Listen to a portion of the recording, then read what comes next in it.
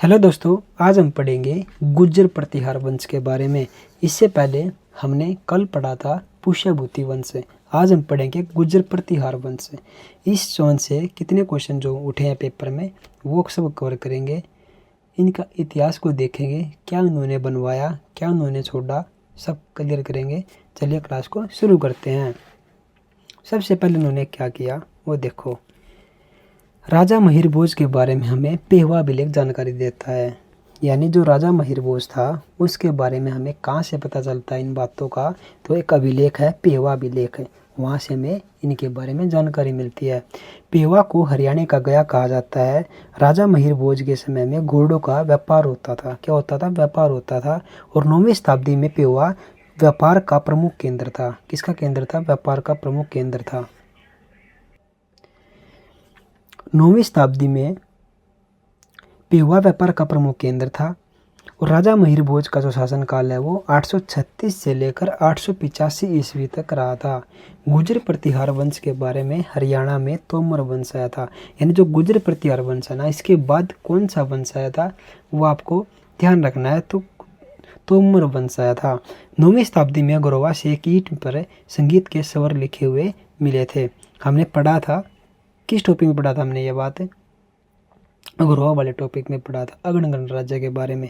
जब हमने पढ़ा तब हमें ये देखा था कि वहाँ पर कितने स्वर लिखे हुए थे और ये कहाँ से मिले थे। तो अग्रवा से मिले थे और एक ईंट के ऊपर मिले थे। ठीक है, ये शास्त्रीय संगीत के साक्ष्य मिले हैं।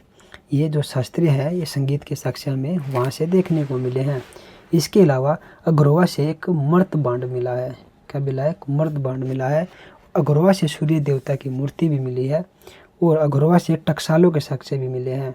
हरियाणा में गुर्जर प्रतिहार वंश की जो नींव है वो नागभट्ट द्वितीय ने रखी थी। किसने रखी थी? नागभट्ट द्वितीय ने रखी थी। नागभट्ट द्वितीय वत्सराज का पुत्र था। किसका पुत्र था? वत्सराज का पुत्र था। नागभट्ट का जो पुत्र था वो रामभद्र था। कौन था? रामभद्र। रामभद्र का पुत्र राजा महिरभोज था। ठीक है, राजा महिरभोज को भोज प्रथम कहकर पुकारते थे। क्या कहकर पुकारते थे? भोज प्रथम कहकर पुकारते थे। और भोज प्रथम ने नाम से प्रसिद्ध एक राजा महिरभोज थे। यानी जो भोज प्रथम जो थे उनका जो वास्तविक नाम था वो राजा महिरभोज था। हरियाणा के गुर्जर प्रतिहार वंश के बाद तोमर वंश का उदय होता है। इस टॉपिक से बस यही क्वेश्चन देखने को मिलते हैं कि अग्रवा से टकसालें मिली, अग्रवा से सूर्य देवता की मूर्ति मिली। ठीक है, और इनका शासनकाल कब से कब तक रहा, इन्हीं क्वेश्चन का जो पेपर में पूछे जाते हैं इनका हमने निचोड़ देख लिया है। इसके बाद जो वंश आया था वो आया था तोमर वंश। अब हम तोमर वंश के बारे में देखेंगे। तोमर वंश का संस्थापक जो था वो अनंगपाल तोमर था। अनंगपाल तोमर ने क्या किया? अनंगपाल द्वितीय ने सूरजकुंड का निर्माण करवाया था। और सूरजकुंड जो सूरजमल था वो इष्ट देवता भगवान सूर्य देवता के समृद्धि में फरीदाबाद में सूरजकुंड का निर्माण करवाता है। और सूरजकुंड का प्राचीन नाम जो था वो मयूर झील था। क्या नाम था? मयूर झील। तोमर के पतन का कारण जो था महमूद गजनवी वह उसके उत्तराधिकारियों के भारत पर आक्रमण थे। यानी यह जो इसका पतन हो गया था तोमर वंश का, वो किस कारण हुआ था? वो हुआ था महमूद गजनवी जो है उसके वो आ जाता है इनके ऊपर आक्रमण करने। और इनके जो उत्तराधिकारी थे वो बहुत कमज़ोर थे, इसलिए वो इनसे हार जाते हैं। किससे हार जाते हैं? महमूद गजनवी से हार जाते हैं। अनंगपाल तोमर ने दिल्ली की स्थापना की थी। जो अनंगपाल तोमर है वो क्या करता है? वो दिल्ली की स्थापना करता है।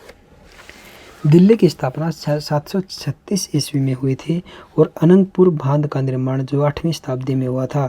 सूरजकुंड का निर्माण जो है 10वीं शताब्दी में हुआ था। कौन सी शताब्दी में? 10वीं शताब्दी में। अनंगपाल द्वितीय को राजा सूरजमल कहते हैं और दिल्ली को जो ढलीका भी कहते हैं। यह भी जानकारी हमें वहाँ देखने को मिलती है। और तोमर वंश की जानकारी जो है यश तिलक चंपू से मिलती है। कहाँ से मिलती है? यश तिलक चंपू से मिलती है। यहाँ से एक तो क्वेश्चन ये उठेगा इस टॉपिक से तोमर वंश से कि तोमर वंश के संस्थापक कौन थे। और एक क्वेश्चन ये उठेगा इसकी राजधानी क्या थी। ये क्वेश्चन उठेगा कि दिल्ली का दूसरा नाम क्या बताया इन्होंने? तो ढलीका बताया है।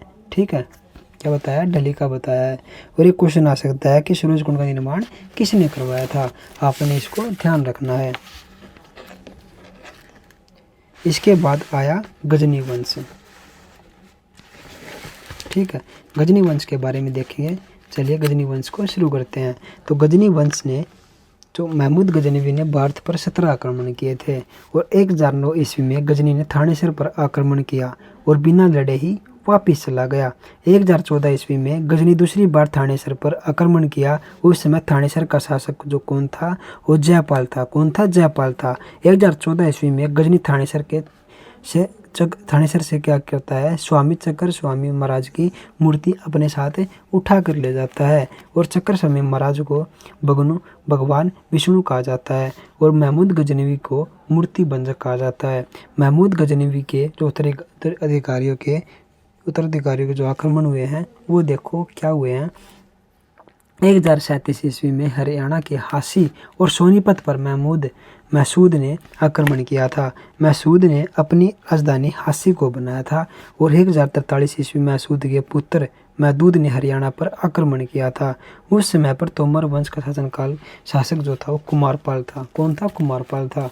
कुमारपाल की जो मदद चौहानों ने की थी और इस युद्ध में महदूद की जो हार होती है। जब महमूद गजनवी ने हरियाणा पर आक्रमण किया था तो तब हरियाणा पर कौन सा शासनकाल था? तोमर वंश का शासन था। महमूद गजनवी का जन्म जो होता है 971 ईस्वी में होता है और इसकी मृत्यु जो होती है वो 1010 ईस्वी में होती है। गजनी वंश को यामिनी वंश भी कहते हैं। क्या कहते हैं? यामिनी वंश भी कहते हैं। आगे है, महमूद गजनवी की एक उपाधि यामिनी उल खिलाफत थी। क्या थी इसकी उपाधि? यामिनी उल खिलाफत। महमूद गजनवी के साथ अलबरूनी और फिरदौसी साथ आए थे। जो महमूद गजनवी है उसके साथ कौन कौन आया था? अलबरूनी और फिरदौसी आया था। अलबरूनी की पुस्तक जो है किताब उल हिंद में ब्रह्म सरोवर का वर्णन मिलता है और अलबरूनी ने गीता को नायब इल्म कहा था। पुराणों का अध्ययन करने वाला पहला मुसलमान कौन था? अलबरूनी था। कौन था? अलबरूनी। फिरदौसी की एक पुस्तक सैनामा। गजनी साम्राज्य की स्थापना जो है अल्पतगीन ने की थी। किसने की थी? अल्पतगीन ने की थी। इसके अलावा गजनी अफगानिस्तान में था। जो गजनी है वो कहाँ पर है? वो अफगानिस्तान में है। सबुकुद्दीन गद्दी पर 997 ईस्वी में बैठा था। कब बैठा था? 997 ईस्वी में बैठा था। सबुकुद्दीन के बाद उसका जो पुत्र था महमूद गजनवी गद्दी पर बैठा था। उसके बेटे ने उसकी गद्दी संभाल ली और महमूद गजनवी के समय में खलीफा अल आदिल बिल्लाह था। महमूद गजनवी का भारत पर आक्रमण करने का उद्देश्य सिर्फ एक ही था, धन संपदा लूटना, यानी मंदिरों को लूटना, धन दौलत लूटकर गजनी ले जाना। ठीक है। आगे है, सुल्तान की उपाधि ग्रहण करने वाला पहला शासक कौन था? महमूद गजनवी था। महमूद गजनवी का प्रसिद्ध जो आक्रमण है वो 1025 ईस्वी में सोमनाथ मंदिर पर आक्रमण था। यानी 1025 में सोमनाथ मंदिर पर आक्रमण था इसका पहला प्रसिद्ध आक्रमण। इस आक्रमण के समय चालुक्य वंश का शासक भीम प्रथम था। उस समय पर कौन शासक था चालुक्य वंश का? जब उन्होंने आक्रमण किया तो भीम प्रथम इसका शासक था। इस मंदिर में भगवान शिव की पूजा होती है और सोमनाथ का मंदिर जो है वो कहाँ पर है? वो गुजरात में है। कहाँ पर? गुजरात में। महमूद गजनवी की उपाधि जो है यामिन उद्दौला, यामिन उद्दमिला है। देखो ये दो उपाधि दे रखी हैं, ये बहुत इंपॉर्टेंट उपाधि हैं। ये किसकी उपाधि है? महमूद गजनवी की उपाधि है। देखो, यामिन उद्दौला, यामिन उद्दमिला, यामिन उद्दौला, यामिन उद्दमिला, ये आपने दोनों याद रखनी है। इसके अलावा आपसे क्वेश्चन पूछा जाएगा कि गजनी वंश का दूसरा नाम क्या था? तो क्या था? हर्यक वंश। ठीक है। आपसे क्वेश्चन पूछ लेगा कि महमूद गजनवी गद्दी पर कब बैठा था? तो कब बैठा था? 997 ईस्वी में बैठा था। आपसे क्वेश्चन पूछ लेगा महमूद गजनवी के पिता का नाम क्या था? तो सबुकुद्दीन उसके पिता का नाम था। ठीक है। आपसे क्वेश्चन पूछ लेगा महमूद गजनवी कहाँ का शासक था? तो कहाँ का शासक था? गजनी का शासक था। दोस्तों, यहाँ से बहुत से सारे क्वेश्चन उठे हैं पेपर में, आगे भी उठ सकते हैं। आपने ये टॉपिक ध्यान से एक और करना है। इस वीडियो में हम बस इतना ही पढ़ेंगे। कल हम देखेंगे चौहान वंश के बारे में। आज इस वीडियो में बस हम इतना ही करते हैं।